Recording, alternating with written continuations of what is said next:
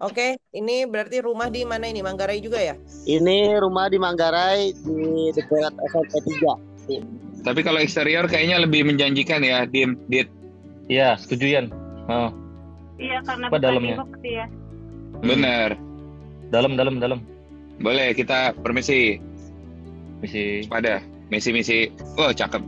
Jendela oke, Dimas happy pasti. Ini menarik nih. Lebih enak sih ya, Dit. Iya. Coba dapur. Kalau dapur, kalau dari foto sih udah lebih bagus dari rumah yang terakhir kita lihat ya.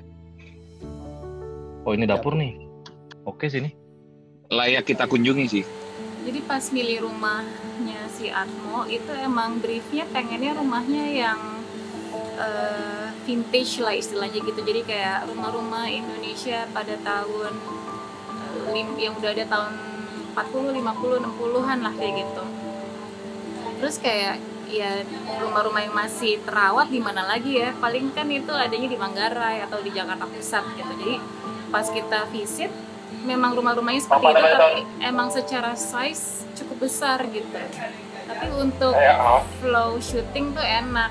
Jadinya abis itu pas kita ke rumah Manggarai ini, kita udah naksir nih kayak secara bentuk, secara moodnya gitu udah cocok. Cuman emang wah halamannya luas, pintu masuknya lebar, terus halaman belakangnya juga gede.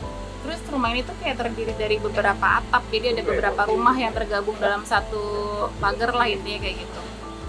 Jadi kalau misalnya ini jadi rumah Atmo, kita pengennya kan cukup sederhana, jadinya tercetuslah ide apa kita kecilin aja ya, sempitin aja gitu. Maksudnya kita sebenarnya ruangannya nggak sesempit ini gitu, tapi Dita bisa bikin situasinya jadi lebih padat, banyak mainan, banyak tempat tidur jadi tempat mainannya Ima gitu. Nanti shot di scene berikutnya kita combine dari sini ke situ.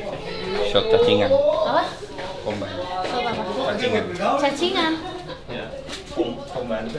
Kombantrit ya kan, challenge-nya sama Yani Lawrence itu emang harus satset nangkep jokesnya, maksudnya apa?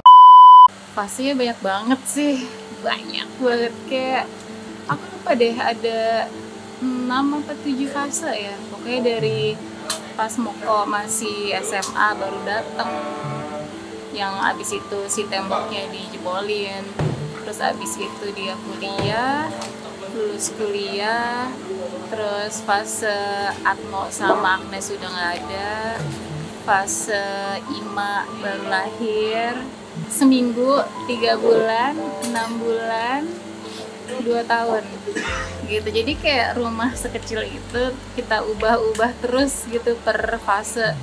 Jadi dressingannya beda-beda lagi. Jadi lumayan ya, kerasa banyak apalagi sempit gitu.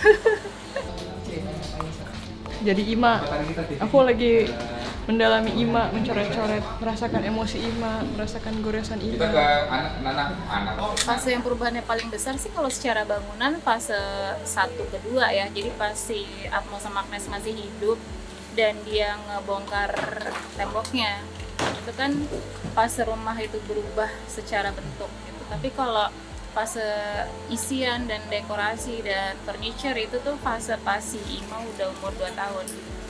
Jadi itu udah kumpulan dari banyak kegiatan-kegiatan yang keluarga itu bikin untuk Ima. Jadi kayak ada bang bednya berubah jadi mandi bola, terus ada permainan Montessori, terus pokoknya lumayan banyak karena si Ima kan udah bisa jalan, udah bisa megang krayon, udah bisa gambar, udah bisa berekspresi. Nah itu tuh perubahan rumahnya tuh terbesar di situ sih.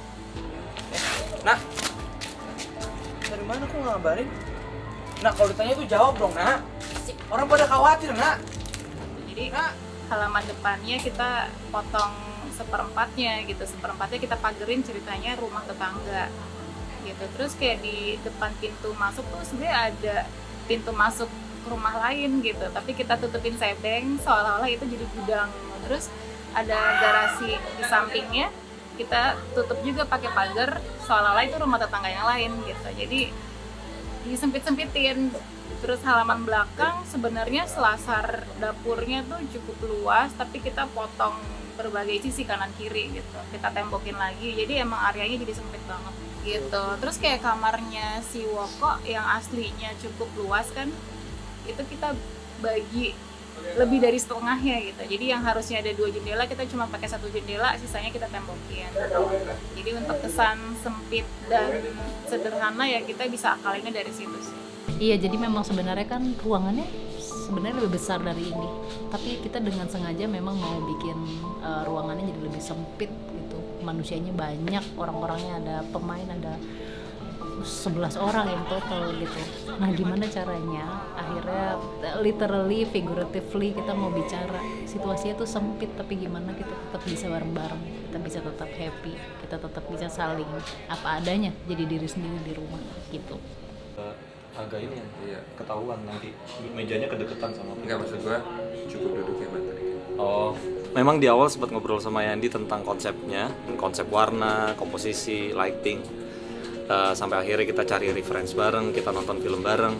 Lalu akhirnya sering berjalan waktu ketemulah konsep kita bikin tripod semua gimana gitu.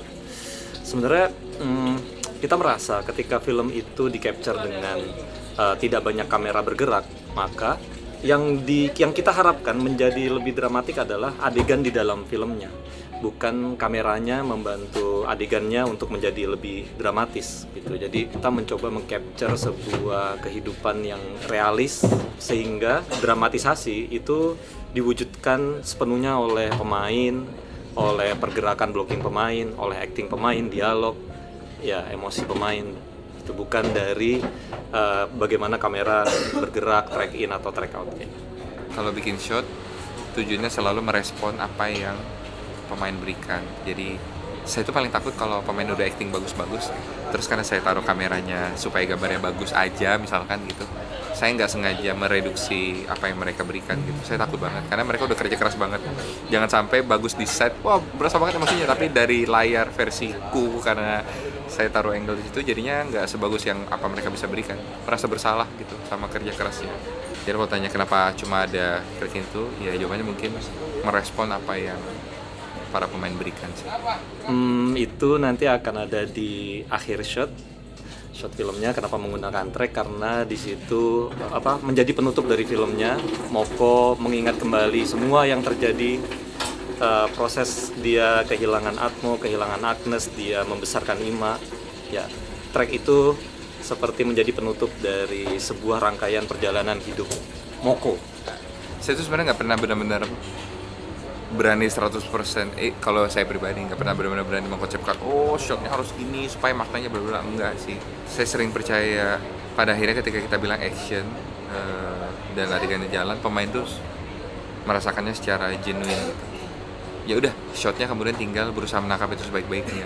Jadi kalau nanya kenapa tracking di satu-satunya adegan itu, rasanya cara paling tepat menangkap rasa yang Chico berikan sebagai Moko di adegan itu cara tracking. Ada cara lain nggak? Banyak cara, nggak terbatas. Tapi rasanya secara intuitif rasanya paling tepat itu.